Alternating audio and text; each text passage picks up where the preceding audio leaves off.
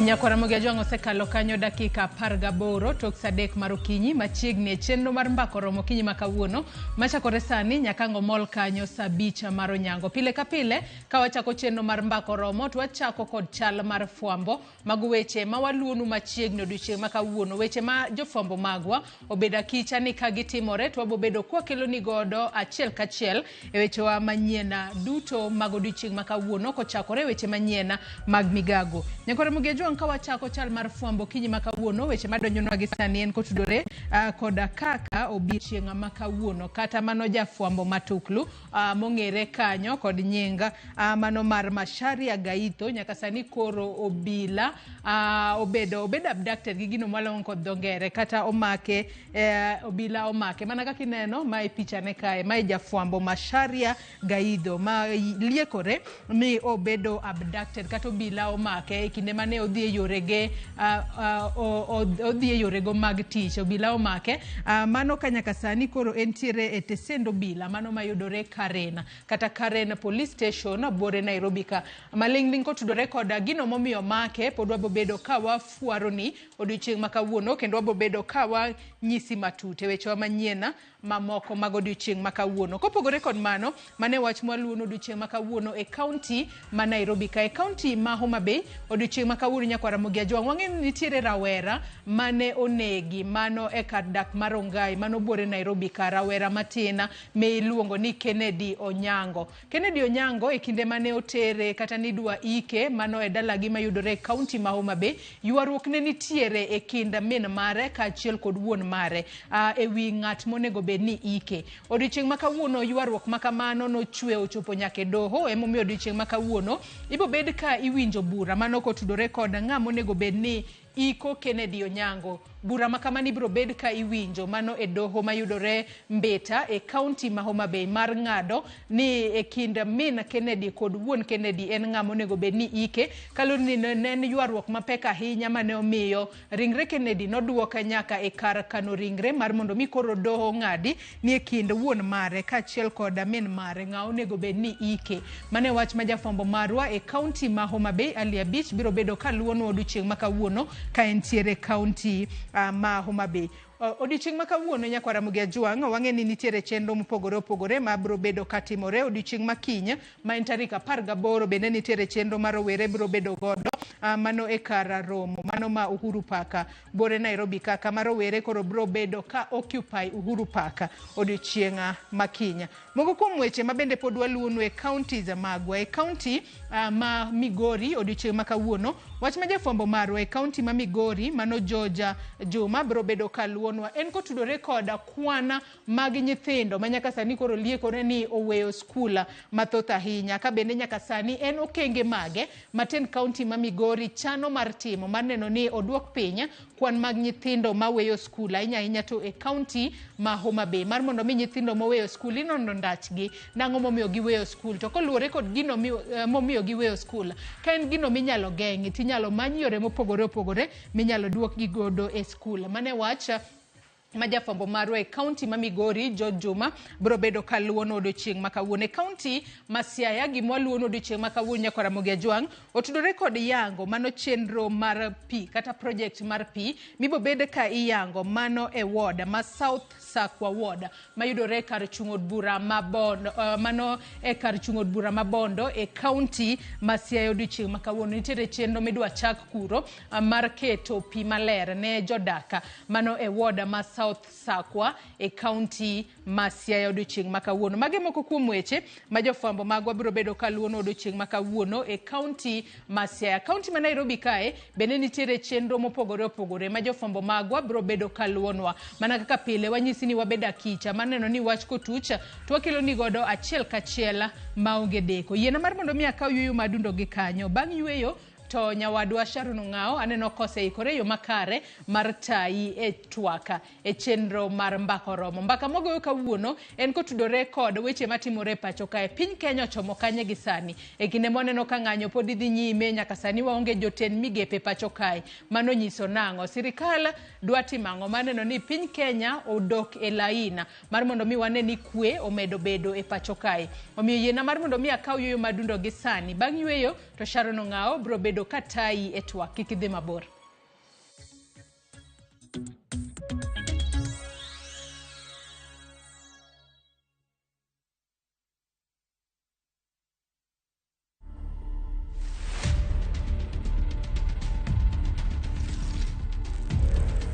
At some point, I lost my path by myself, thinking that I can do everything by my own strength. And naturally, when you do that, then you're driven by your sinful self.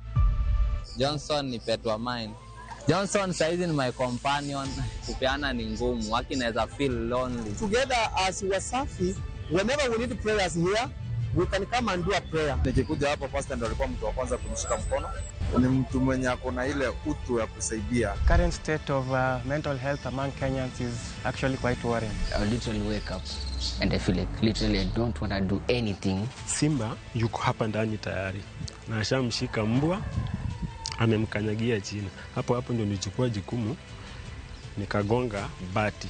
Don't miss out. Catch these amazing stories and more. Download the Citizen Digital app now. Available on Play Store and Apple Store. Citizen Digital, Kenya's #1 news app.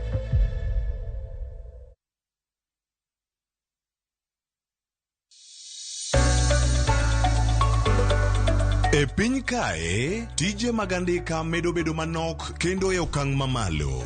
Dhano koro manyo yore manyien mag tiyo gi nyalo magin godo mondo giyud omenda maginyalo konyore godo e ngimagi mapile. Riwri kodwa e chenro mar poko pogore ka waluwo sigana mamulo chunji mopogore. Inspiration, mostly I watch movie. The other one, anongo inspiration, kuma daki in slum. Kaka giloko nyak makende magin godo to bedo hala makelo negi pesa kendo ting'o ngimagi malo. Inyalo tiye kambi.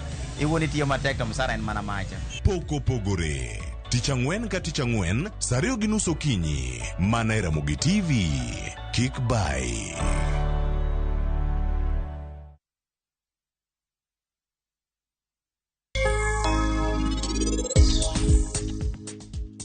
Men are not allowed. Jini, akwai ni wewa wan bende babede nyasini. Asai jito, asai ni timane gimoro. Sandhya, have a great life ahead. In bende jaber. Anayudo piny mara. To kendo anayudo ngimana maber kaka anadwaro.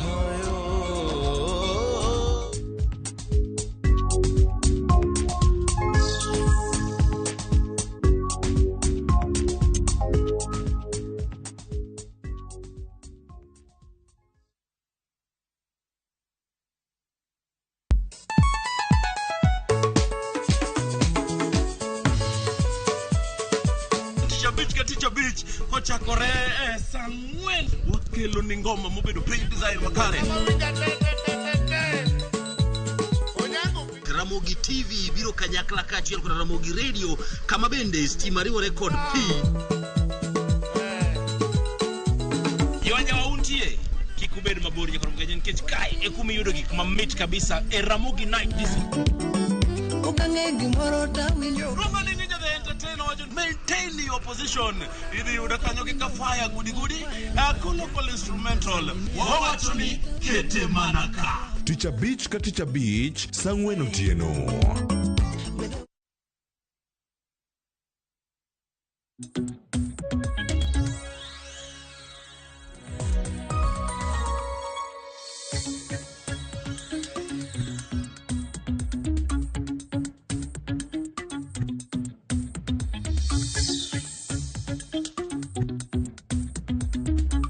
Nyakoronga juang dakika en 27 tok saa 3 mar okinyi machiegni chenro mano mar mbaka oromo kinyi makawuono chenro makama wakelo ni ka nyakoronga juang nyaka rom kanyo saa 5 mano mar onyango. Chenro makama bende biro mano banga odiochieng' achiel tok ng'anyo mabende no bagi counties mopogore opogore odiochieng' manyoro ng'anyo mabende koro donjo e ndalo mare mar 30.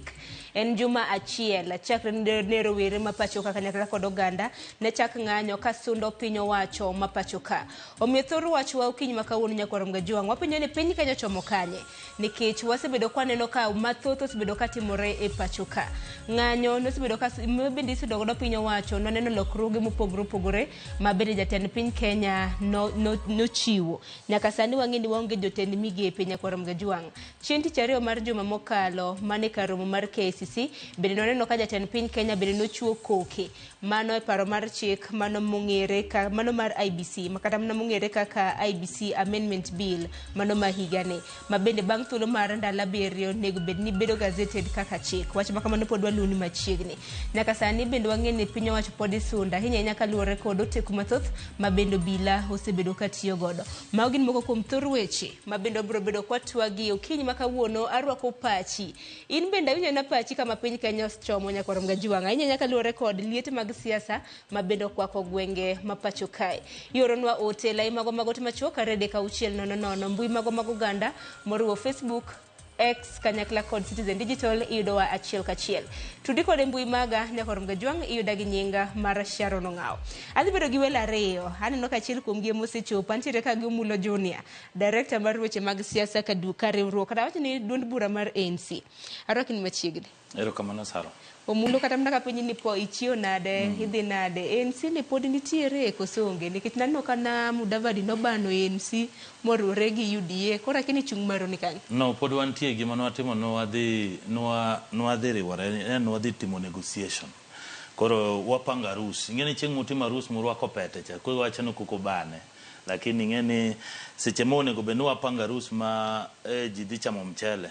Lakini koro ingeni jenzi obiro ketho. Koro ingeni pod wamiyo jogi time matin. Nikech ingeni sani ok wanya timo arus seche ma jenzi be demand accountability. Gi good governance. Manyaka sani koro podun mane ANC, podin mana director mar weche. Podin ANC kendo office wa pod ni kacha.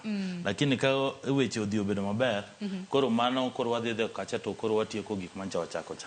Koro wabo bedo gi maja, ma wabo bedo gi nying machielo. Wabo bedo gi offices mopogore opogore. Koro kanyo kata lemo moko be bo chako yudo kanyero matin. Warito gwelo makamano kapo nono ni chenro makamago uketo kare. Kwa kamano ukinyi makawuono wapenjo ni piny Kenya chomo kanye. Kaka ja Kenya, kaka janon siasa, ja siasa pacho ka. Diwachi ni piny Kenya chomo kanye. Ka ng'ato piny ni piny Kenya chomo kanye, diwachi nang'o? An gima ng'eyo ni piny Kenya ni kama ber. Nikech ji gore gi nene iluongo ni wos mopogore opogore. Nitie joma nogore ne weche mag wazungu mondo wuoge e Kenya ka mondo wayud independence maka wazika. Nitie joma nogore ne wach miluongo ni multi party democracy moting'o James Orengo, Raila Odinga, joma opogore opogore.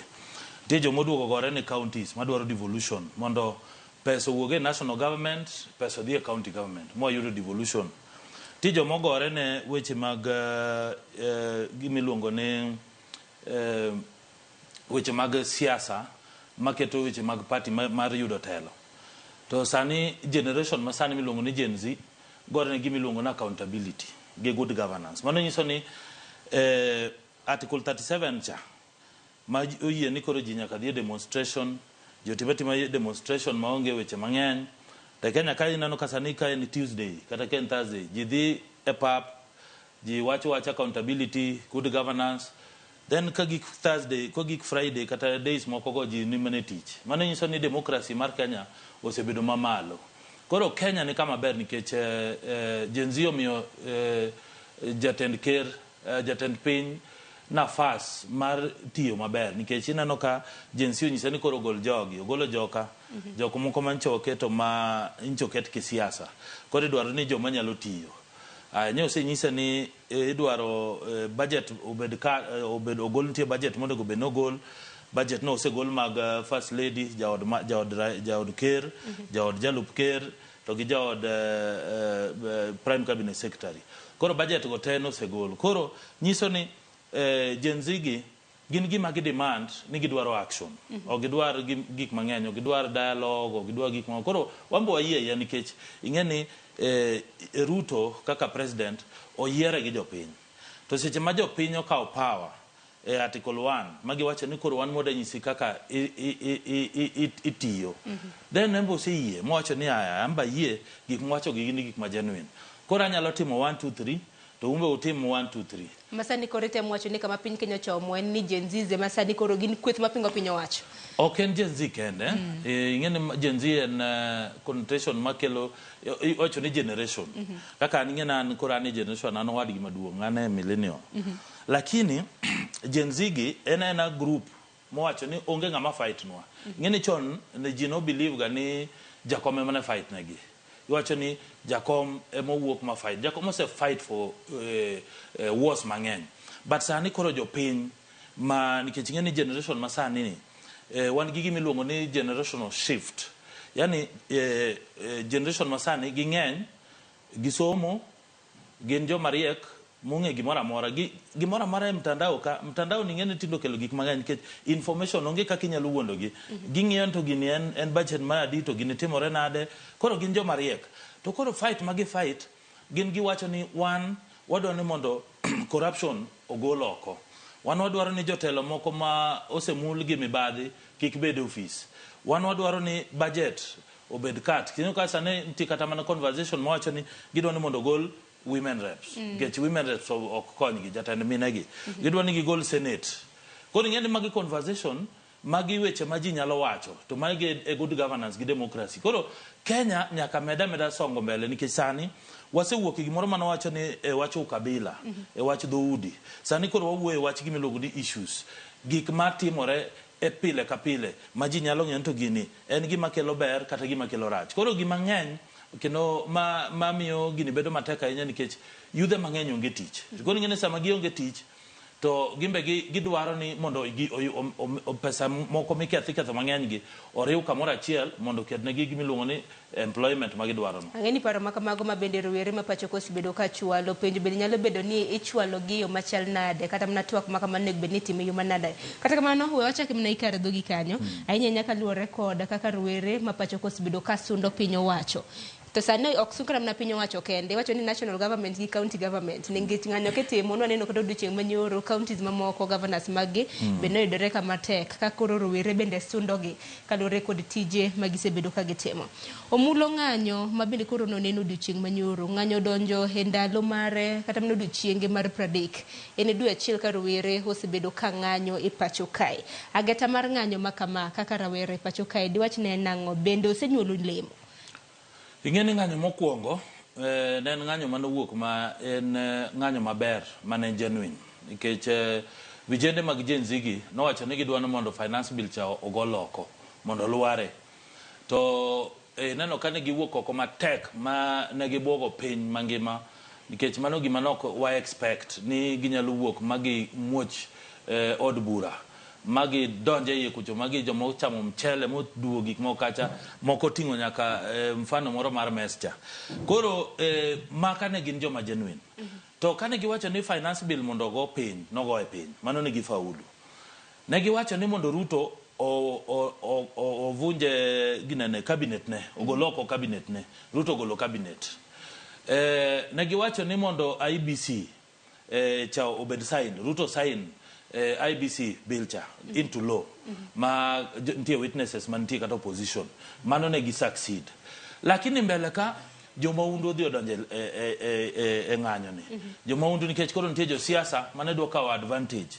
monyiso jo yudhe ni koro umbe udhi uru town udhu keth gik moko koro ing'eno dhi oketho ndadho mar ng'anyo mokwongo cha to ng'anyo ma kendo mano timore machielo ni manyoro ni ne koro giwacho ni koro gidhi e counties gidwa deal gi governors giwacho ni kore county ka gijo ni governors kwelo e yo mamalo pesa mimiyo counties government ma 15% mar revenue cha gidwa ni to pesa ni enotimang'o to jomoko man gi mibadhi e county matimo biashara manjore mopogore moko oluwo sheria ka gidwa ni mondo koro golgi mane mimi neno ka counties mang'eny ne ntie ng'anyo koro ng'anyo manyoro ne giwacho ni koro wasetiegore gi national government lakini ntie gik moko ma pok otim nikech pok waneno cabinet midhi losi to wadang'ien to giwacho ni gidwa golo jo od bura to jood bura gi ing'eni gidwa golo gi nang'o koro ng'ene kanyo motamo gi nikech IBC pok waketo ing'eno kinyal recall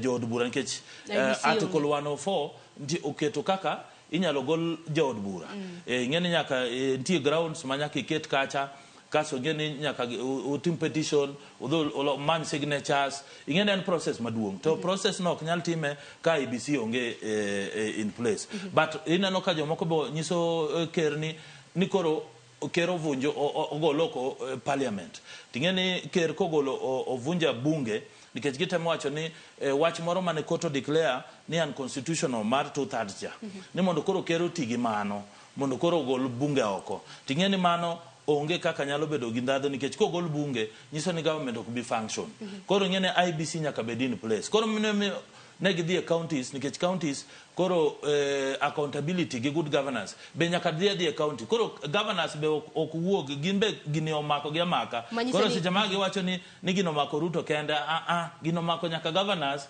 mondo governance be koro dhi ong'e ni gimbe givunji cabinet gi gimbe gi form na cabinet machielo gimbe gi ng'in accountability gi good governance ochakre mana piny kacha chaka biro malo manyiso ni ng'anyo makama osebedo kaloko kite chakre no chaki nikech kocho ni dwe achiel nyaka ne ng'anyo makama chaki ng'anyo makama ka timore nyaka rom gi juang pod aneno thoe mopogore opogore ma bende osebedo kwaneno pod aneno ka obila pod mako oganda ma pacho ka kuom ranyisi kata mna wach ma bende Joyce Oduor nokelo kata mna chal mar fwambo okiny ma kawuono jafwambo mong'ere kaka Macharia Gaidho bende ni neno kanyo ka omake akene ko wach no bake ne abduction kose na arrest gi obila mano ma Nairobi kaendi wanene kano bedo abducted Karen police station mano nyiso nang'o kata kamano adaro mar mondo mi walose kotenre kod ng'anyo mosebedo katimore pacho ka bende no ka ng'anyo makamagi biro bedo ka ichungo machiegni ni nikech kaka waloso nyaka sani aneno nitiere milome moro kani Occupy Uhuru Park mano chien tarik 18 mano mar dweni mano chien tich ang'wen manyiso ni ng'anyo ma Tuesday Thursday pod biro bedo kadhi nyime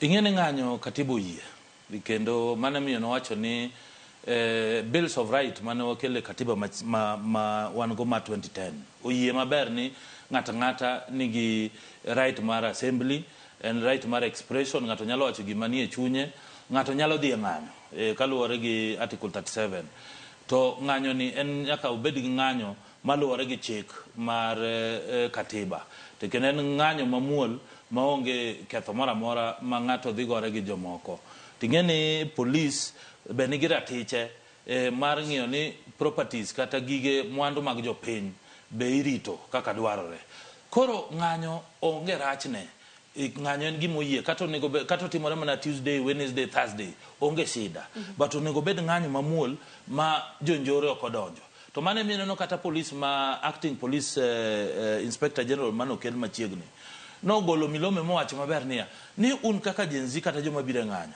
ng'iuru kuonde ma untie nikech nyogo wacho ni giting'o flag gi simu to umbu ng'eni kuneno ka jakuo moro ni e kindu ng'at jomaundu mabiro ketho nu ng'anyo ni un mudil kodgi mokwongo koro ng'eni gimoseketo gino bedo matek ni en jonjore moseriwore gi jong'anyo nikech nitie josiasa mabe kawo advantage madonje ng'anyo ni maketh gik moko anyalo miyi example kaka Kitengela ng'anyo dhi odonje siasa iyudo ka joma manyo kom mar governor ma Kajiado koro dhi oriwore koro gimbe giketo ng'anyo ni maduong' mondo omi leadership mar Kajiado obed matek ting'eni josiasa be kawo gi advantage gik moko ma kikatiba gima jopiny onego bed ni josiasa go kose bedo kwaneno kama nyoro dono ne mana rowere gi jomaundu josiasa kibineno bo gibi wuok e TV gin joma ni mana chien kucho gimbe gimng'e mana kaka gitimo to mano gima ne osekwergi ni ng'ata maketo pesa kata maketo lwete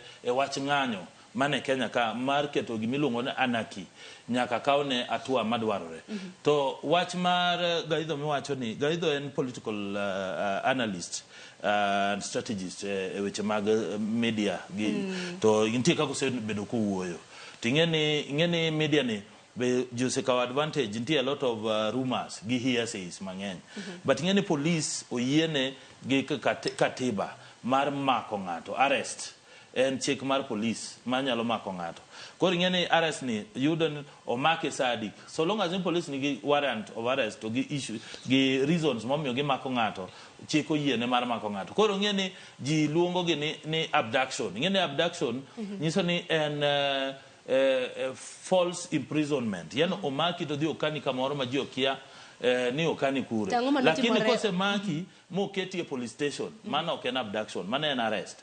Nikech omaki within 24 hours. Tima ko ngato na de police station kata mne station de bila.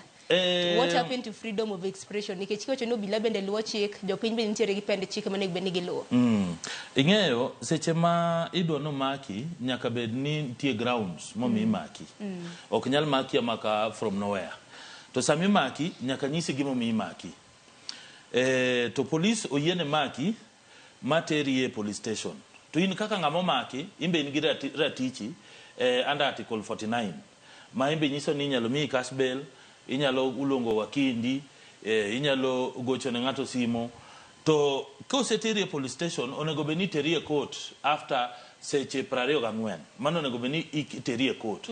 Koro en kaka no make ma onego beno bedo produce within 24 hours mo onego beni tere court odhi wache ni tang'o momiyo make to e court kanyo prosecution nyalo decide ma wache ni ginyalo kwayo nafas kata time mar timo investigation ka opono yiene gi judge mantie kanyo. Koro ntie chik manyaka lo to ka police mora moro mako ng'ato moko luwo chik onego bed ni japiny momake ni ma right no kethni onego bed ni dhi e court kata onego bed ni embo obedo gi ichule nikech right ne otigo marach nikech police ok onego bed ni mako ng'ato moko nyisi gi reason momiyo maki nikech penyo nyalo bedo ni magi duto te nyalo bedo ni timore nyaka karango kiny maka wuono kata mna gazede maintiere godo kanyo kisomo gazede mar The Standard, Daily Nation ineno kanyo thor wach mabende gimiyo pek chakre ne ng'anyo chaki kinde thuolo mar dwe achiel oganda 50 oselalo ngimagi ting'e ng'amiseyo obile misegi oteku mathoth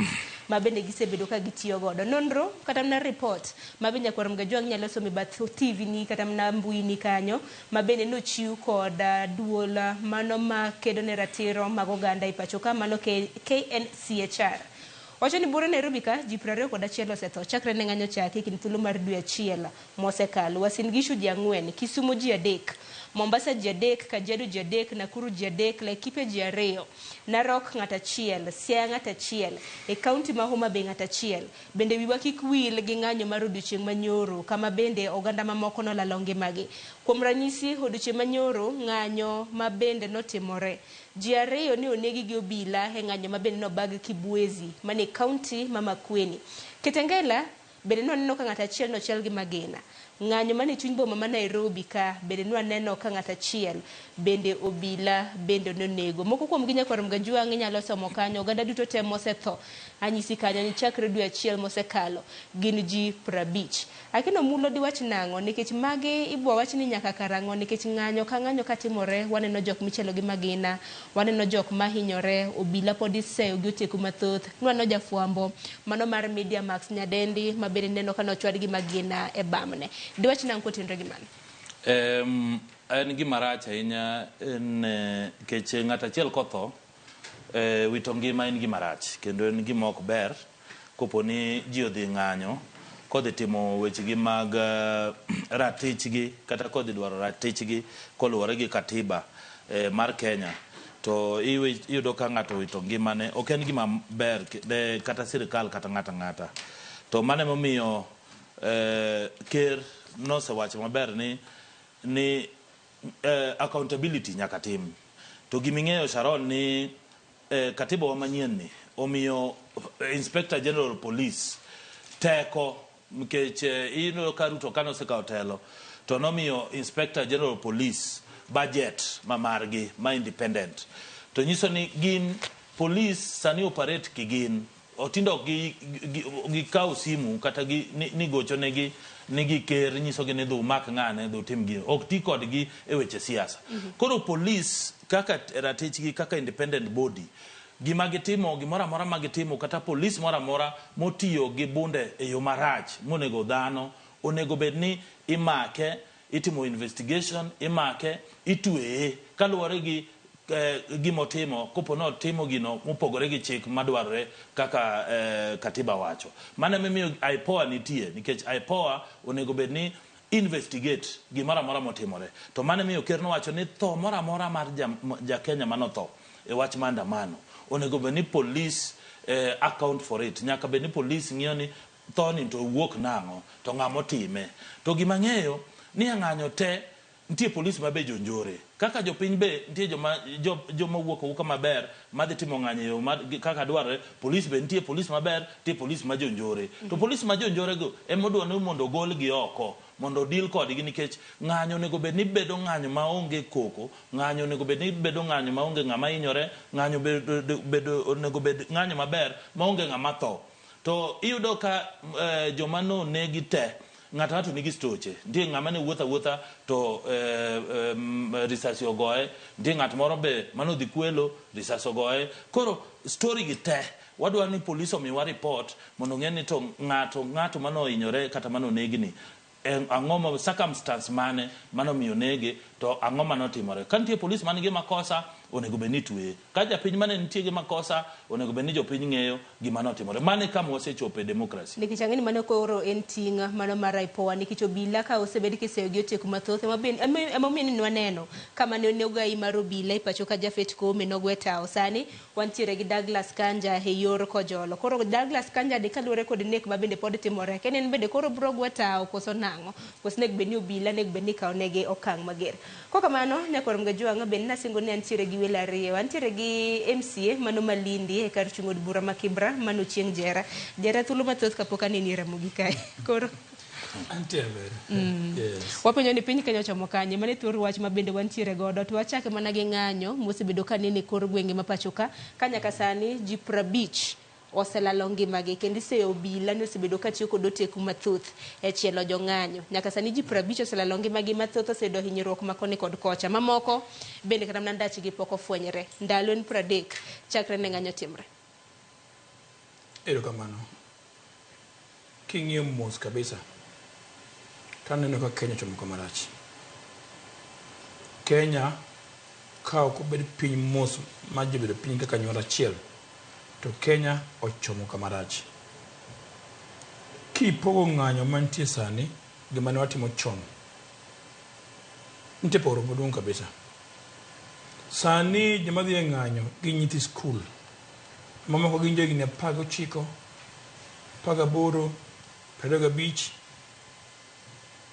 giketre cluster mar Gen Zs. E ng'anyo ma sani nitie nyiri ka nyiri ng'eng molo nyaka chuo. Koro ipenjori ni to ang'o miyo polis go nyathi ma nyako gi bunde ng'ama ng'anya ni to mago nyithigi to gibe gine ni nyithindogi gima gigore ni nyokonyo Kenya. Sama ne finance bill okel ne gigore ka gigolo points mabeyo kabisa mondo mi kik finance bill no kadhi. Ka dino kadhi dom medo hinja Kenya mose hinyere mo ol. Koro nyithindogi kiko gi bunde. Ng'ama nyako maringe street mutingo handika chief. Nyithindo ma yawuoyi maringe street kutingo bandera ma Kenya. Kigo gi bunde Kenya chomo kanye. Awinjo kama ndugu yangu Omulo wacho gimoro ni maber kabisa. Ni polisi moko nitie marog. Polisi moko nitie mawuok okinyi to en pache na neko samoro no neko chon. Kori penjori niya. E ng'anyo masani joma tho gin ji 50 mogo gi bunde. Mohinyre gin 413 tikiane gihinyre kiwango mane moko nitie monyre masamoro botho bang'e. Mano hinyre maandamano mokalo mano okiyiero maiga 2022 be ne dhi ji 70 gimosebedo ka hinyre chien kanyo. Polisi di maki kosema kitu nambaka migo e barabara ni polisi moti makosa gi ibro maki ibo kaun gi atua nambaka kala nikech chike ma Kenya richo omiyo polisi mor kiwacho ni ibro maki gi to kose tiek bura no kose yiki jogo to wachirumo kamano. Kenya ochomo kama rach. Angi maparo nyaka Kenya tim sani nyaka wabed piny mwarangi yo ma jo Kenya chomo kaka nyuola. Yo en mane? Yo mokwongo en nyaka jiwuo.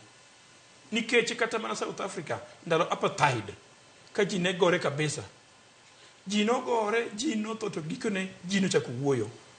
Wuoyo no ema kelo kwe piny. Nikech be ka ok onyal wuoyo bang' higni moko to obro end up no gore ma ji othote morumo. Tapenji karamna ka penji jera twak e kind thuolo mosekalo waseneno twak mopogore opogore ma bende osebed karamna kibago kuom ranyisi mogik nen mar Nadco. Nantiere twak mane bende nachako jumani kaka wang'iyo mana nek bende chako chieng' wuok tich twak mana nek bende dhi kind thuolo mar ndalo auchiel. Jogo ma bende nanek bende ne twak makamano bende noselwaro badgi piny mowacho ni no dialogue. Ayie kodgi gimomiyo dialogue no ni ber ka jokelo mondo ji bed piny owuo. To koro dialogue man dhi to jowatho. Sama nyithindo gi tho, to nyithindo igi wang' ni dhi dialogue to gin to gi tho. Gin gi point. Onego police winego nyithindo gi mondo nyithiwa gi otim maandamano maber magoro jo Kenya. Kama giwacho adiera to wasiro. Kama gikieri en kisa moro pod gionge experience mang'eny to wanyiso gi ni ka ok ne ber onego tim kama. Sami nego gi tiparo ni joma obed piny mesa ni dhi dialogue. Mono wich kuot. Udhi dialogue ang'o?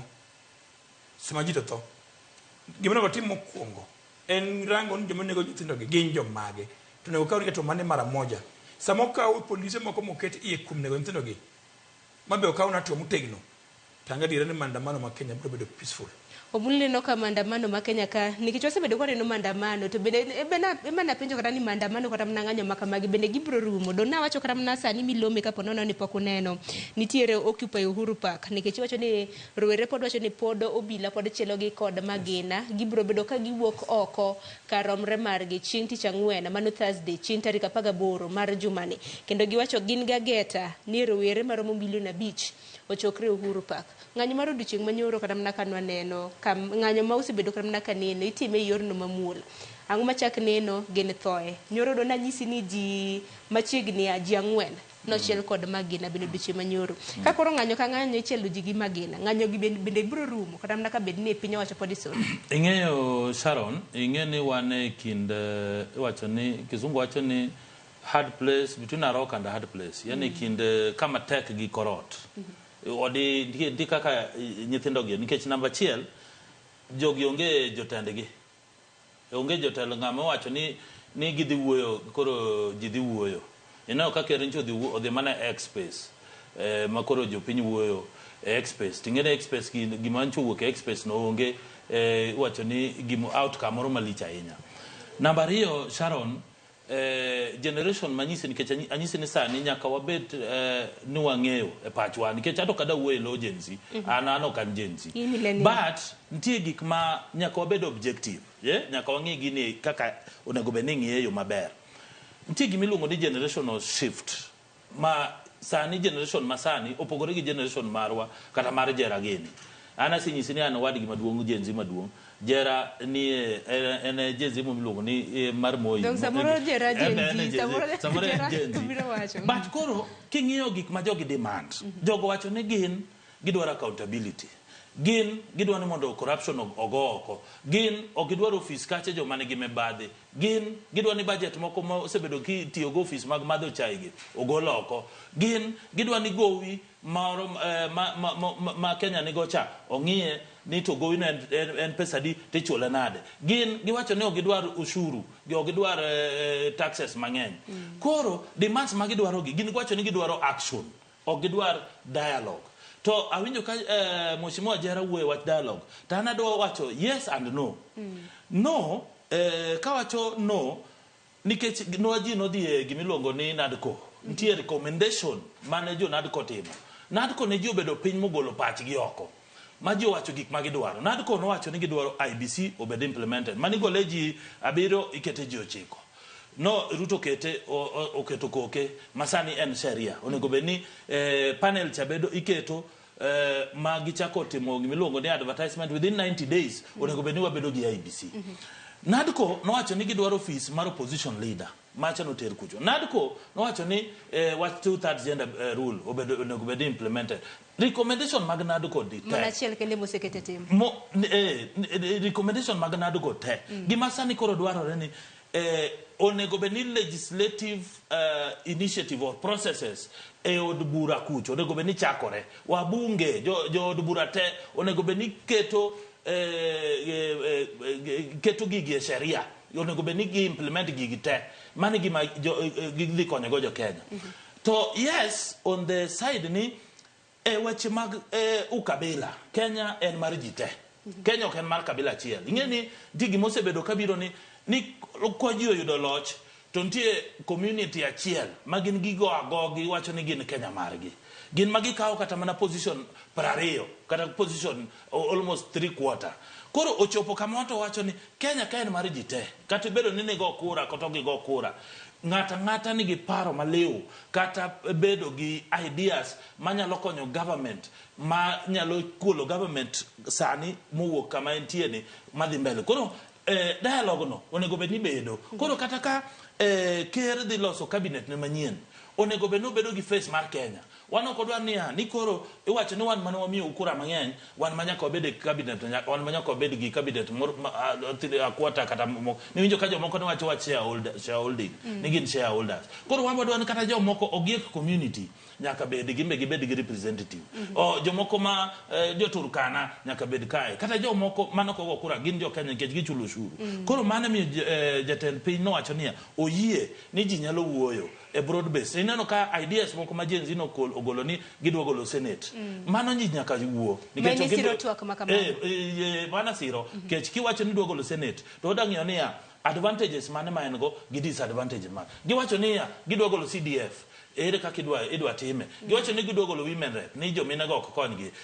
Ji nyaka wuo. Wadang' ng'iyo ere kaka gine timore. Giwacho ni osara mag ojood bura gidwa ni mondo bed 120,000 to wada ji koro ne kata jood bura go bodhi wach gimo miyo gimbe gidwaro mshahara mang'eny kana matin koro gimbe gibia bomas kanyo jiwo lakini nadko report kaka njo sekete cha obedo recommended cha jood bura nego beni chako gini sani gi implement gi kaka nego beni dwarore mano kotende kod twak mano mar nadko kata mano kaluore kod dialogue kata mna twak manego beni na chako kata mna jumane neten piny Kenya wacho ni ji twak maka biro riwo ji 150 kuom gina nego beni gini yudhe kata mna rowere e pacho ka twak manyaka sane osegore lwana nikech kan neno kata mna gai mar Azimio Raila Odinga kano limo gwenge mag Kware ne en chieng' Jumapil nowacho ni no dialogue nikech chal ka gima koro chal ka gima iloso weche gi koni to weche moko tuomore kendo tudore ge kocha akane jaradi wach nango nikech ka koro dialogue kata mna kinde ma bende koro jatend piny irito mar mondo mi los cabinet mare dong nyaka bed ni nitiere twak madhi nyime advisors jochiw paro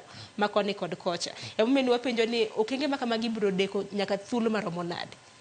Awacho kae sani ni jo Kenya no chope kiwango makoro nyaka gibedi dialogue to dialogue no kethore nikech idwa bedi mesa gi jomoko to nyithindu pod tho nyaka sirikal ng'e ni maandamano gin peaceful nikech en katiba koro ka ji wuoyo to ji wuoyo e mesa ma ji te mor ngamo yedhi mesa ma ji thoe koni to jomoko wuoyo koni onge man to kaka iwinjo kiwacho kumulo wacho ni bunge nego bed romo chako process mar kalo chike moko ok digi kal chike ka gionge dialogue kinde gin giwegi ke chike moko nitie machun nyaka gibed piny ma gibed magirangre gin jo bunge ma ok gi party ma ama ok party machielo mana machielo gimiya wacho ni dialogue en necessary nitie nyithindo madhi school sani nitie madhi timo penj sani the more mwagore nyiso ni Kenya ok bidhi school jo Kenya ok bitimo penj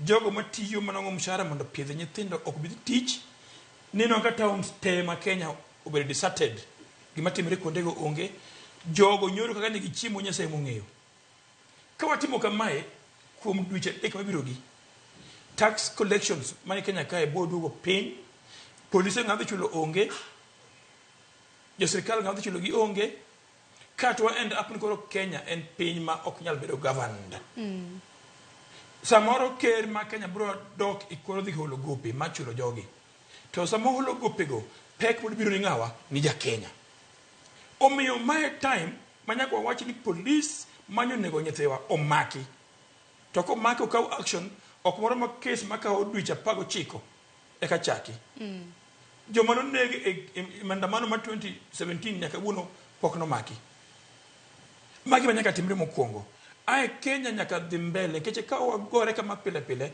ka uchumi mpinyo se lor piny to kama dhi onge menino ko bilo maki ka pono no bila masamoro tipo magi osebedo ka neno kata na masamoro ibo ber kitimo ne ginonro neno ko donjne gi ketho ng'anyo maka magi nyalo chung gima nyaka maki gi mokwongo gima hinyo Kenya kae en gima wado mulo wacho ka maru kabila example ni sani koro sirikal ne wacho ni mag jariyo jomodong gi jomobiro biro chien ka tich ni ok mar ami chino ka pon tich ni 10,000 to madhi 7,000 70% odhi ndudi ariyo jo Kenya modong te pogo modongo police AP every department ma sirkal aben jo Kenya gin joma serious which ariyo timre kae mokwongo en ng'eyo ni sirkal ni joma nitie sirkal kabinde gi upogore e kiwango mage mari ne mokwongo kichino ka nyithiwa yok ni koso tich nikech kabila machielo to nongo tijego nyithindo moko high school to nongo tich ma police moko nongo mag army to dhoudi moko mag riyo e kijiji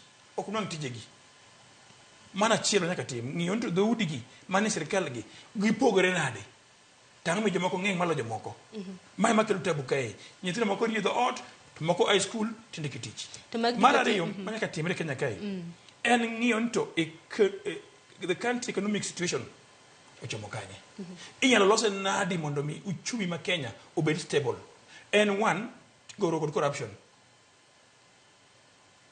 kod tiek wach mar joma corrupted ministers PS kaponi MCA obed mubungo obed ang'owa any space ma corruption could din to Kenya will be good to go onge ta haja magol women rep onge haja magol senator a position margi gima duong en dino buche mag corruption kach pesa mang'eny ma Kenya lali corruption molo malali chulo mshahara senators gi women reps ngam doro ngama serious manyalo dino buche mag corruption to magi duto te wacho ni nyaka twagie to kramna kitwagie ni winjo kramna kaka ugai mar Azimio Raila Odinga bende yudore kama tek banka no mose mano joma mokalo kang mabende koro bende nochune mar mondo mi wachi ni koro twak makama en bende koro wuogi inyalo kramna penni ngabro bede mesa kiwacho ni rowere 50 e kind ji 150 ma bende koro jatend piny Kenya wacho ni biro bedo katwak 50 kuom gi bed rowere ge gin jomage nikech rowere go bende wacho ni we are tribeless we are partyless gionge jatendgi donno ka koro nitiere bugo moro ka umulo mano margi nikech ka giwacho ni gin tribeless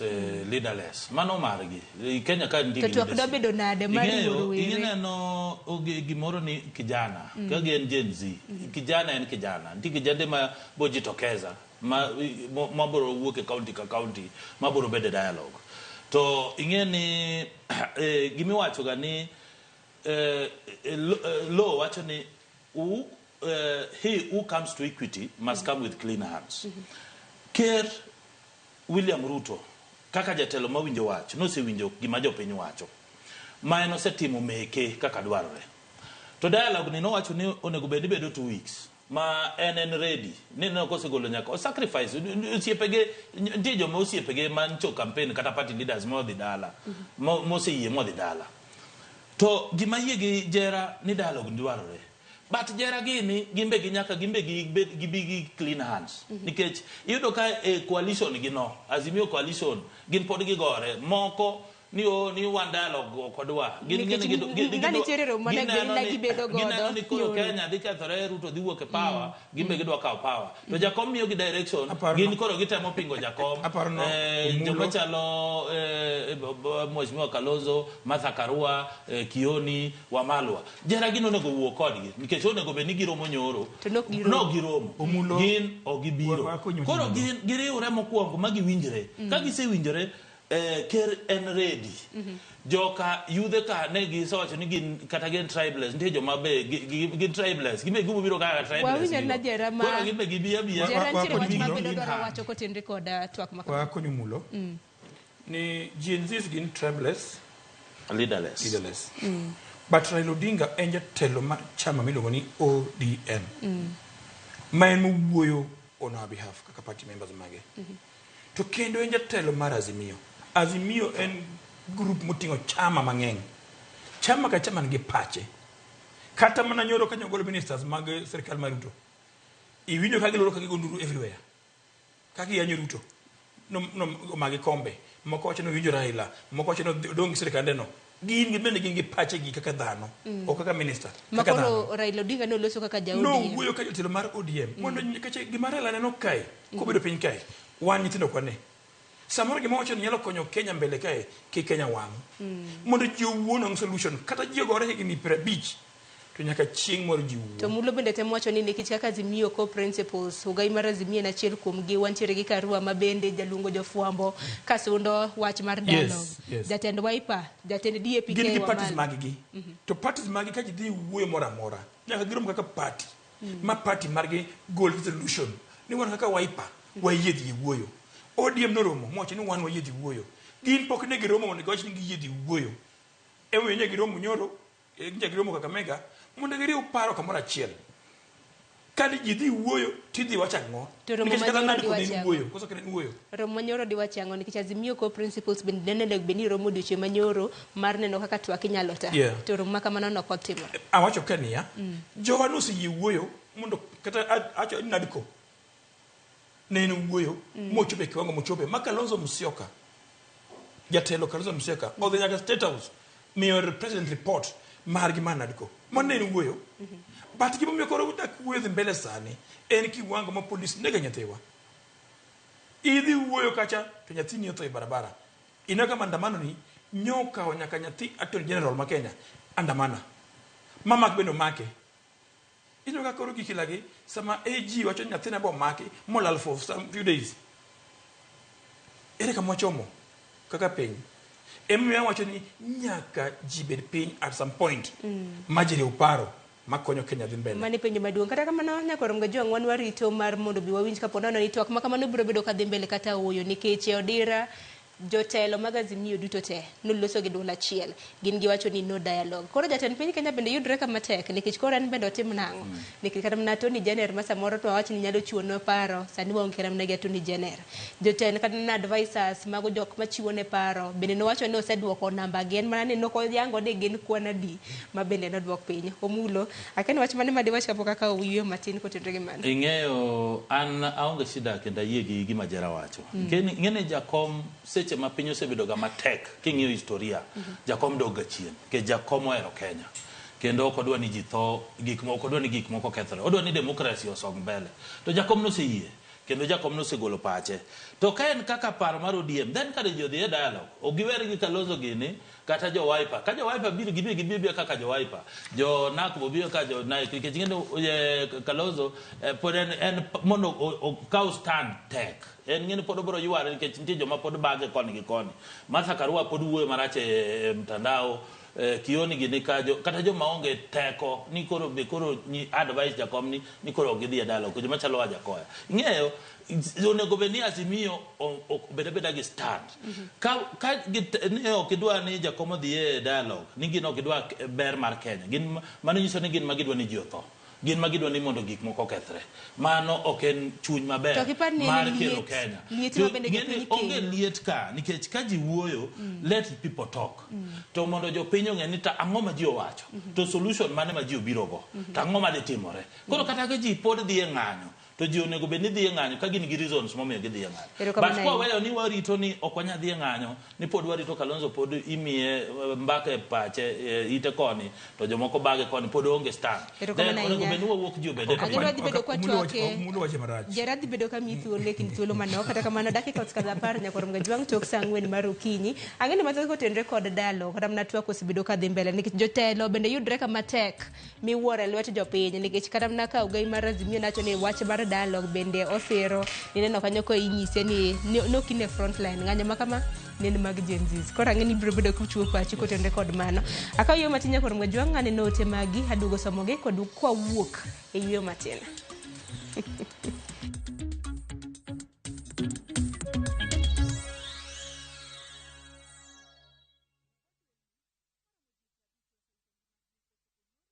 Kati ya watakaofutwa machozi na mimi nimechaguliwa. Kilio changu cha muda mrefu amekisikia. Hakuna tena cha mikosi ni kufanikiwa. Bwana Yesu asifiwe. Naitwa Komando wa Yesu, mwimbaji wa nyimbo za Injili.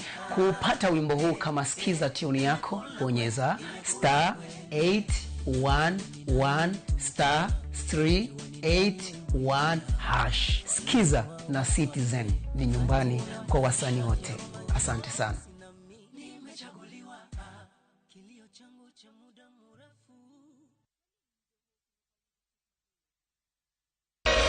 Rakwar Ramogi. Regulation okodhi through public participation. Be ikori mar donjo matut e weche madongo e Ugandawa. Ribadhi ma wuok e NTSA ng'eny seriously. I have to say this. Wanono weche siasa kod weche mamulo ngima jopiny. Sama gigo nyaka japur. Nikech japur ni obro puro kande ni otere kare. Buch jopiny en kama wamiyo pek paro kachiel kod nonro ma intiere godo. Wan gi chike mabeyo matayo gigi waduto te. Ok diang wachnya every time ka ng'ato dwaro to waloko chike. Nyinga Trevor Ombija jandingo panga jo Nyakach dendo nombija taya nyakwar guok kocha pesa. Wanere kendo. Tich adek ka tich adek, saa 3 otieno, mana Ramogi TV.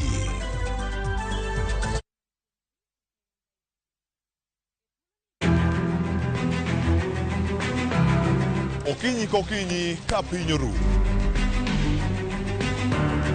Oganda wuok oko mar timo ohala. Ohala ber. Ohala chakre iwi. Johala matindo koda madongo giduto giwuok to gintiere e yor manyo. Nyaka ibed gi excellent customer service. Tim kinda moloyo gimoro amora. Wabiro menyo ni ohala mopogore opogore. Atimo ohala mar branding. Atimo ohala mar hotel. Atimo ohala mar agrovet. Ka wamenyo ni lony madwarore mondo mi chakgi kendo kaka inyalo tayogi e yo makare. Technology ose present very good opportunities. Bende wabiro loso e wi keto mwandu. Ng'ama timo ohala to onge mwandu to mano ng'ama ok jo ohala. Mano ng'ama rawe ohala. Tudri gi Cleophas Oluoch, tich ang'wen ka tich ang'wen, saa 1:45 otieno, mana e Ramogi TV.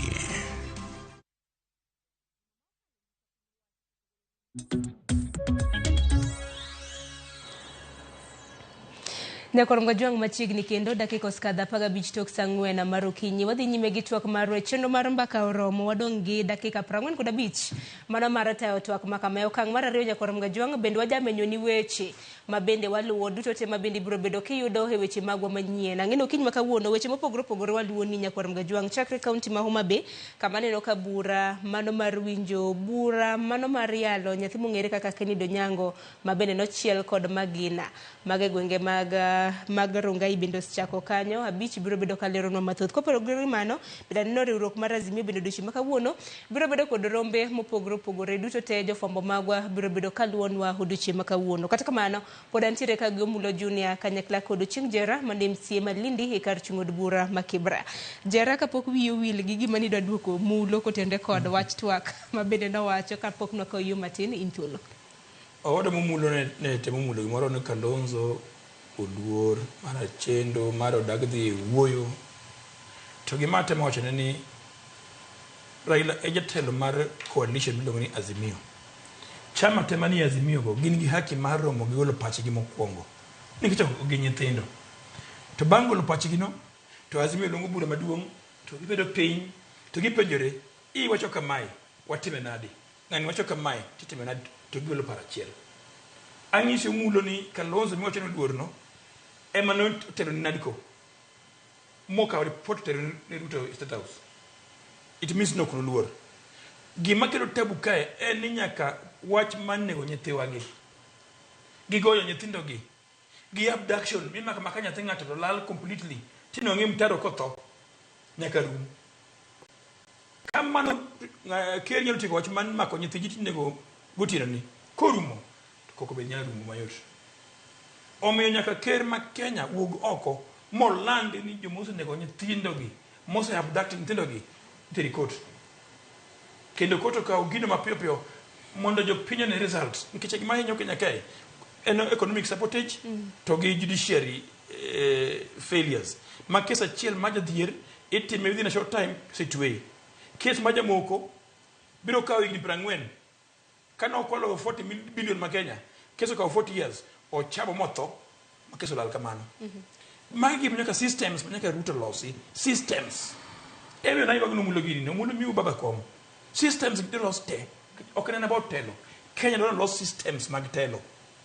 My economic management dika mai bunge nigi chekegi, senate nigi chekegi, judiciary beringo na lainde maonge weche ma corruption nego Kenya. Emo miyo nyaka GNZs wug oko mangis jo Kenya ni ne un mbele kae to ne uluor nikech ni nyalo maku nyalo negu gin koro giwuok oko. Koro it is us as a party mar ODM ma jakom wuoyo kod niaba mar ODM kawacho ni sirikal onego nyithi Kenya. Kawuono bang' maro mo ibinyo ka Azimio chako wacho ni nyaka nego nyithindo chung'. Ibinyo ka Joronyo Sifuna wacho ni police commandant ma Nairobi otugo cards mako mag ukabila nikech bine oai kabila ma rais wuokie koro odil gi ji mo ma defend wuodgi kar dil gi ji kaluwo chik mare ma police to mai ndio kayok mokwongo chakre sani nyaka obed piny mwang'e to sirikal mwan goni joma tiyo sirikal gin jedi to kabila ni ogolo jedi tang' mien kamano kata kiwe machon chaka nyaka nye Ruto je power ichak gi police idhi jo army idhi warders ibro nonga poko tim don kabisa meneno na kamago okete tim to nyalo chungo ng'anyo makamago nikech ng'anyo makama chal ka gima ka otiek ma to moro ochako mienjo kuom ranyisi kano wacho ni jatend piny golnwa jotend migepo golo ochako mienjo moro golnwa ma ochako mienjo moro sani kineno kama na hashtags gin mana occupy everywhere Ruto must go koro gidoro mar mondo jatend piny Kenya to ogwetao kata bed wacho kaen gima mek tumano en nikech inego joggi en nikech i abduct joggi ka ginya rumo mar Ruto kaw action mama police gi to gibo feni ko Ruto ko line maber Sharon, ingeni ntie kamoko wawinjre. Jera is right. Jakomo se wuoko komo wacho ni wach nek onego beni ok onego beni timore. E piny masani gi seche ma wantie ni. To ker ma jatend piny bose wacho maber ni IPOA kata jomo obedo task mar timo investigation mar mako polise gi nyaka kawne gi atwa. Ing'eyo mako police opogore gi mako nyapiny. Gimomiyo reason en ma. Police motiyo gi bunde ne nyaka tim gimiluongo ni ballistic analysis. Nyaka tim forensic analysis. Ng'at monegi cha nyaka tim ne postmortem. Nogoy gi angle mane. To police ni kanyo piny no ni en moneko. Ng'eni onge kaka prosecution nyalo tero case e court, case ma ndem mabro miyo idiro oko. Kech judiciary en independent, police en independent. To gigo sebedo katimore. To kwadwa ni kendo kiny ka osetim investigation gimoteri joge court to onge case. Nikech police kata komake embe en gi right ne under article 50 and 51. Ngamo arrested person, detained person, gimbe gin gi right ne. En gi right ne mar bedo gi wakili. Tinge wakili gi gin gi wuok gimbe gi represent gik magidwaro. Koro gigi nyaka tim kaka dwaro. Mano gima sirikal osewacho ne tim. Dhano onge kama siwinjo Kalonzo kawacho wach nek. Namba 2 Gen Z gin gi genuine concern. Kaka isewacho Kero se kao steps. Kena nyalo wacho steps ma kero se kao. Namba 1 ogolo cabinet. Namba 2 oketo koke wacha IBC. Namba 3 onyiso Koome mo resign nikech Koome en ng'ama independent. Ruto ok nyal riembe tich. Kae ni Koome ni dwa golo kisheria ni dhi kel commission of inquiry idhi tim process ne dhi bedo mang'eny lakini jatend piny oluonge monyisa ni koro gola resign. Ruto timo gigo te. Ka komanda ma Nairobi ma jakomo Jeragi nosewacho ni mondo wuogi. Mano is a genuine concern. Ka nti gima mako komanda ma Nairobi nikech jogi oneg Nairobi ka embo nego beno gwetao. Police ko police nyaka kawo leadership responsibility. To koro gibro bedo ka gigwetao nyaka karango nikech Douglas bede koro wacho no gwetao. Gimonya kwang'e ntie joma kawo advantage mag Gen Z. To mano miyo ker nowacho ni ntie organization mopogore makawo advantage. Magin be koro gimbe gigolo lwetgi ntie ka gichoro lwetgi e weche mag maandamano nikech gin gi vested interest. Gidwa ni koro jatend piny onego beni wuok. To mano ok en concern mag Gen Z. Tachiel kuom gini ne Ford Foundation mabende niseyo dagisegolo nyaka milome ni gin ok gisir. Giwacho maber ni gin gichiwo ga pesa mag civil society mar kelo democracy. To ng'eni jo civil society gima tiyo gi pesa marach. Tikech wang'eyo joma ni matiyo ne Ford Foundation gi. Wang'e gi kendo gin maka ng'ato thor gin kanyo. To gin be magi fund jogi gimiyo gi pesa to gin be fund maundu mar dhi kucho. Gen Z wacho maber ni gin gionge parno. Gin gima gidwaro niya en accountability. Gin gima gidwaro ni corruption gidwa golo oko. Gin gima gidwaro ni ukabila cha onge. To mane miyo osewinji gi te to mane mino kata ka seche ma jakom wacho ni mondo jiwuo ng'ama nokuongo golo statement mowacho ni ok gidwa dialogue ne en Boniface Mwangi jo Ford Foundation go ang'o mi gino gidwa dialogue to seche ma dialogue iwacho ni jera wacho institutional reforms to institutional reforms gi jakom osebedo kawuoyo nitie weche mang'eny mosekalo ma pod pok obedo implemented to mae saa ma gigi nyalo bedo implemented mane miya kwayo jera niya ni koro jogi moko maonge direction ka gimigi direction nikech gin ma gikonygi gimigi direction awinjo ni koro gin gi meetings mopogore opogore wadwa ni meetings giwinjre gi jakom mondo ji obede mesa jowuo multisectoral forum miwacho ga jokotu jo Kenya Association of Manufacturers jo small trade owners jo moko timo biashara mopogore opogore jo security jo kiango jo sectors mopogore opogore obie mesa giwacho ni policy ni inyowa wadwaro kama to gigi maduong' mabeji nyaka winjre niya ni gowi wan go mar 11 trillion gowi ni no yude nango gowi ni idwoke nango to jomoko be mopando pesa oko ntie jomopando iluongo ni state moko mo state capture ka ito pesa gidwoko nango nikech yeni ka Ruto kaka ker kodhi wacho ni gidwok pesa ibo wacho ni mano political witch hunt lakini multisectoral forum ni kodhi wacho ni koro jomok miyo wabedo gi gowi gi te gidwok pesa gi te mano koro jopiny mowacho ken Ruto mowacho koro miya nyisi ni jensi okonyo president gikonye nikech sani koro wang'e odhi keto Kenya bedo maber e weche mag governance e weche mag leadership momiyo ng'ama biro kawo mbele ne kata chien kata kopo ni ogole 2027 biro kawo leadership mar Kenya ma bedo ga accountability koro nikech ng'eni sani gik moko dhi bedo matek kata mana cabinet mi dhi yier ni ok en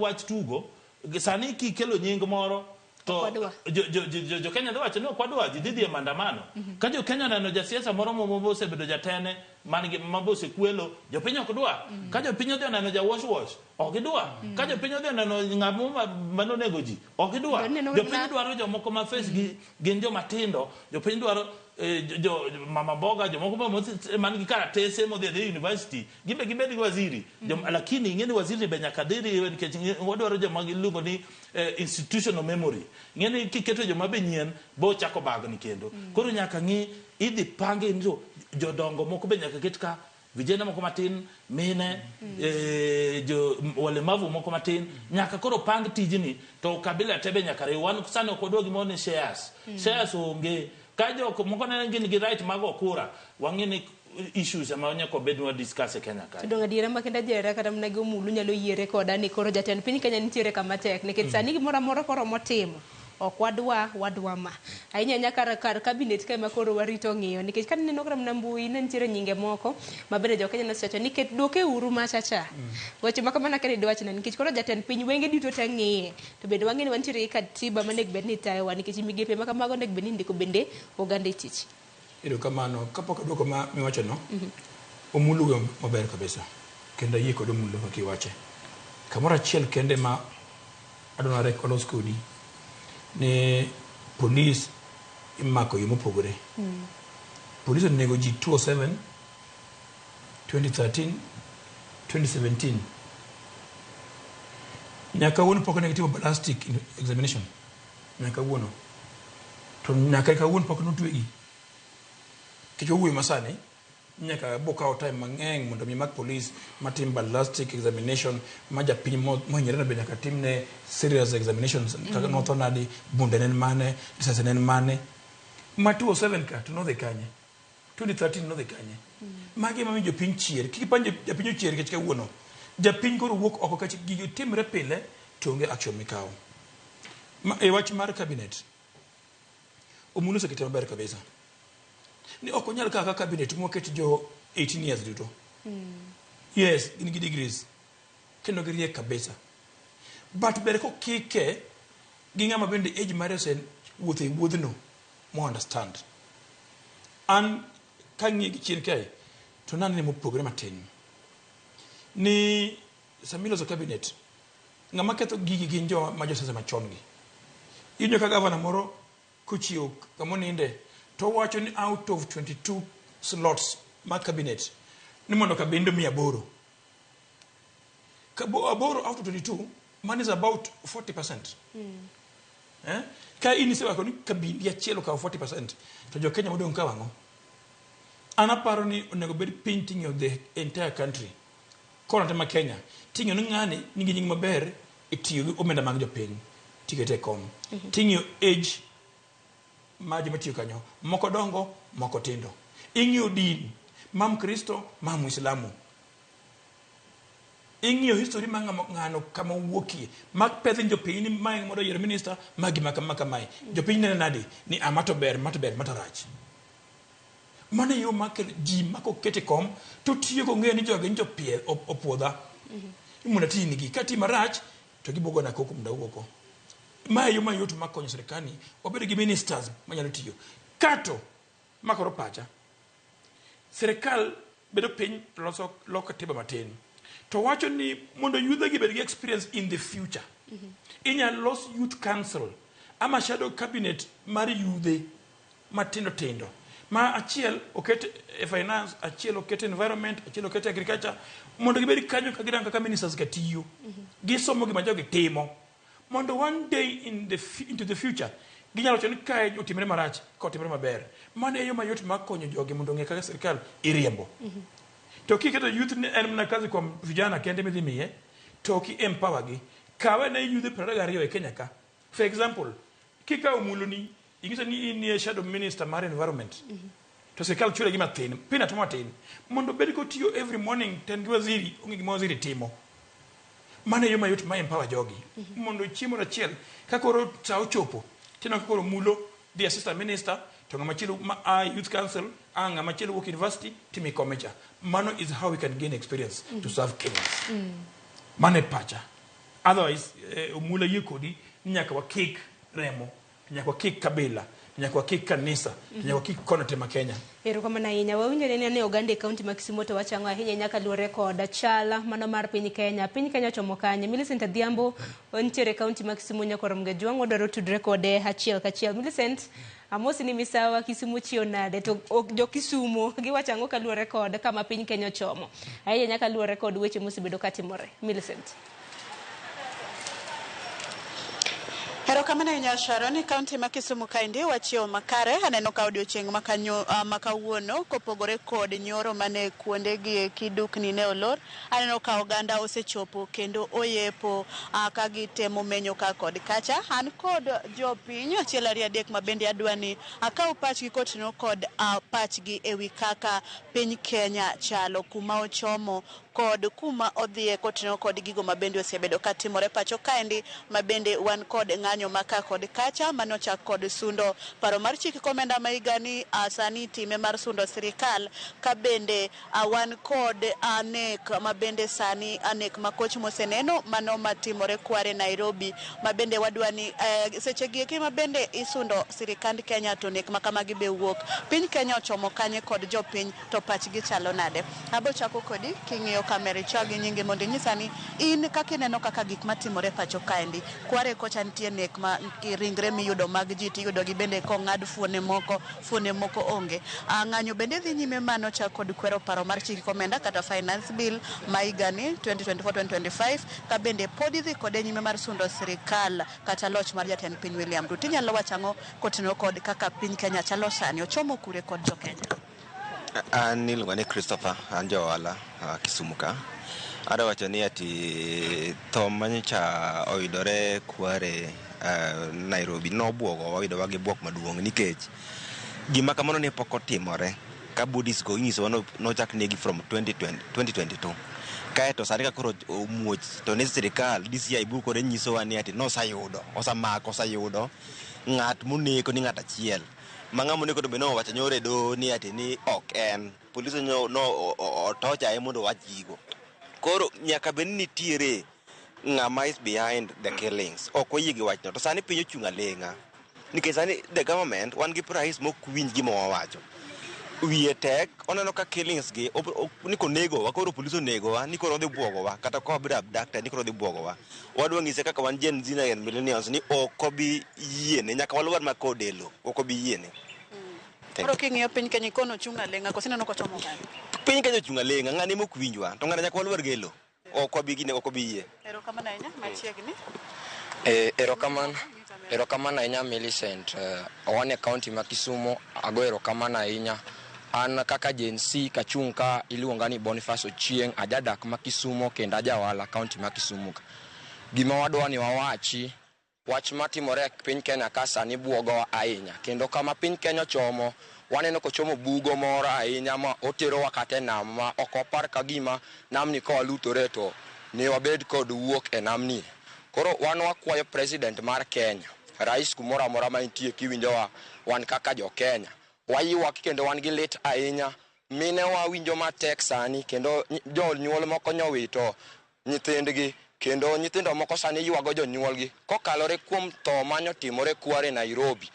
Ma iwacho ni ng'at achiel ma bedo katimo gigi noseyude to ero nyukawe nyutere e kot mondo odhi owach to kwedo wachno kabisa kendo kwedo wachno go kang' mamalo ahinya ni en ok nobedo involved. Koro gima watemo wacho ni rais weuru tugo kodwa kaka jopiny.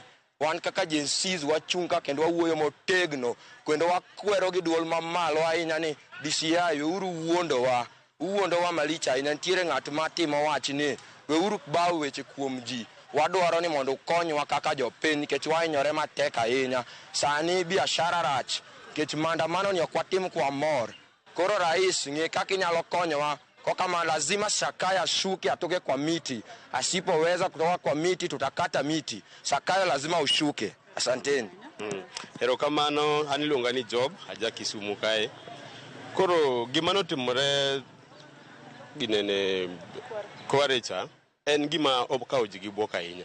Mokwongo DCI office mar jo DCI jogi miyo pesa, they are being funded. Imiyo gi pesa maber mondo girit jopiny mondo gimi jopiny security ma enough. Koro gidhi ginyisowa ni giyudo ng'at achiel mabe giparo ni emane timo timni to ng'ani bondo wacho ni en to noko timni nobedo tortured mondo owach adiera. Koro wanyiso sirikal wan kaka Gen Z ok ibi negowa mondo agenda ni otopi ok ibi negowa. Let the law be followed mondo gimoro amoro timre kama Gen Z dwaro. Piny Kenya, okay, as per now piny Kenya chomo kamarach kabisa. Nikech ka security marwa kaka jopiny inyalo negi tikete Kware makata no one knows about it from 2222 sindo 2022. So that's a very long period. Ka gimoro timore to sirikal don't know about it to mano nyiso ni giwuondowa. An gi nyinga en Evans Obuogo ajadak ma Kisumu ka. Mang'eny osewach to gima da wacho ni president marwa mondo owe kuondowa nikech jomodak Kware ama within owacho ni ng'ano surane pok ginenoga. To koro within 3 days iwacho ni DCI osemanye boseyude. To from 2022 DCI no linga. Koro man gima dacho ni Zakayo in koro kuma iterowa ni ok ber. Erokamano. Erokamano ahinya. Machiegni kitieko. Watieko. Nyinga Rolex Steve ajadak ma Kisumu kae. Gima nyakono Mr. President koro isai time mondo resign kata wagoli office. Gik matimore Kenya kae pok notimore nyaka ne nyuola pok anenoga. It's my first time neno dhano kisoyo gunia to ikete bur. Koro gima timore Kenya gima nyangiso rais park to idhi. Nonto bro pami. Erokamano ahinya Sharon, iwinjo duond jo Gen Z kod millennials kata rowere ma Kisumo ma bende giwacho ni ka ging'iyo piny Kenya gineno ka piny Kenya ochung' kodgi aleng'a. Piny Kenya terogi e bugo to gino ma pod gisundo en mana sundo sirikal nikech giwacho ni gigo ma sani timore e piny Kenya gin gik mabuogo ji kendo gin gigo mapok notimore nyaka ne. Ka ok kamano to gikwayo sirikal mondo winj ywakgi, ka ok kamano to pod gibiro nyime kod ng'anyo mabiro sunde nyaka chieng' winj ywakgi. Ka ok kamano mana kaka nanyisi gi e thuolo ni endi Kisumu County waneno ka weche mag ohala duoge wang'e, weche mag wuoth bende duoge wang'e ma bende odiochieng' manyoro ne ochakore kane nitie wang'e to e diere kanyo ne ng'anyo duogo bedo ma weche mag wuoth kod ohala ne ochung' ma onge gima ne dhi nyime. Thoth dukni ne olor ka bende weche mag wuoth onge mane dhi nyime kata achiel nyaka seche mane ng'anyo rumo kar saa 8:09 mar odhiambo. Ka ok kamano Sharon kionge penjo taduoko ni e studio mondo idhi nyime kod mbaka ma wan godo e seche mag mbako romo ma bende otenore kod kuma piny Kenya ochomo kod jo Kenya. Sharon, kionge penjo moro amora to an komi nyalo dhi nyime. Erokamano ahinya Millicent Adhiambo, wawinjo yo makare hagonyi mano mar mondo mi idhi nyime gi tij fwambo e kaunti mano ma Kisumu. Mano ka Kisumu kaunti ochiewo yo makare. Nyakor mga juang kaduki e studio. Asewa namo koko mote mabende sebedo ka ioro. Ote angini thoth, ate manesa machela rea dek moko mabende untiere goda. Noka untiere gi penjo ne welo mantiere godo mulo Gochieng Jera. Wilberforce. Iwacho ni unjo chenro kintiere Bumaka, Mosna MCA kod Junior. Iwacho ni intiere kod weche adek kende. Mokwongo, iwacho ni konwelo ni Gen